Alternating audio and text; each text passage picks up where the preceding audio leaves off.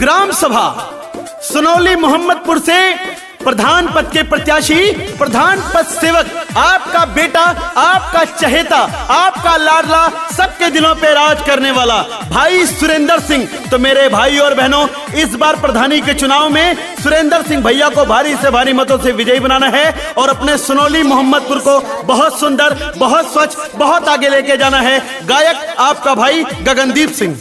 किया वादा है मिलके निभाएंगे हम, सुरेंद्र भैया को विजयी बनाएंगे हम, बनाएंगे हम। किया वादा है मिलके निभाएंगे हम, सुरेंद्र भैया को विजयी बनाएंगे हम, बनाएंगे हम। अपने गाँव से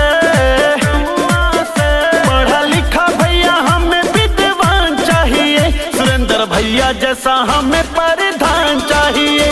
भाई बहनों से यही वरदान चाहिए, सुरेंद्र भैया जैसा हमें प्रधान चाहिए।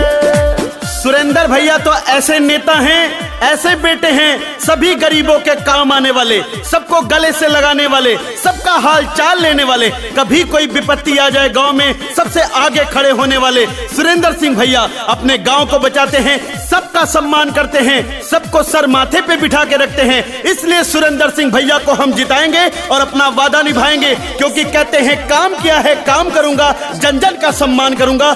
धन्यवाद।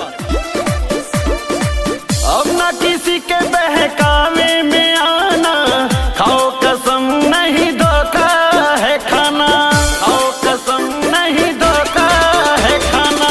सुरेंद्र भैया जी काम करेंगे, घर के बेटे हैं नाम करेंगे, नाम करेंगे। पूरे गाँव से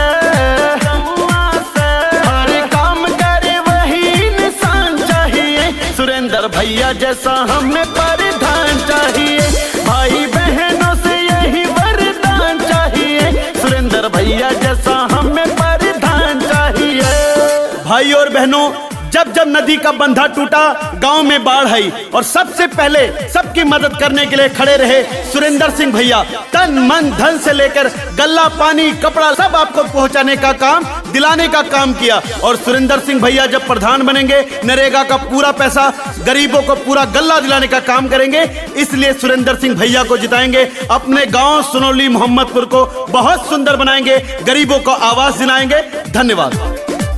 खोल के दिल सब वोट करेंगे, सुरेंद्र भैया को सपोर्ट करेंगे, सुरेंद्र भैया को सपोर्ट करेंगे।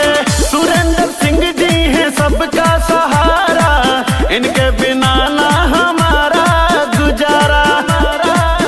पूरे गाँव में सबकी रक्षा करे ऐसा बलवान चाहिए, सुरेंद्र भैया जैसा हमें प्रधान चाहिए। भाई बहनों से बस मतदान चाहिए, सुरेंद्र भैया जैसा हमें प्रधान चाहिए। किया वादा है मिलके निभाएंगे हम, सुरेंद्र भैया को विजयी बनाएंगे हम, बनाएंगे हम। पूरे गाँव में पढ़ा लिखा भैया हमें विद्वान चाहिए, सुरेंद्र भैया जैसा हमें प्रधान चाहिए। भाई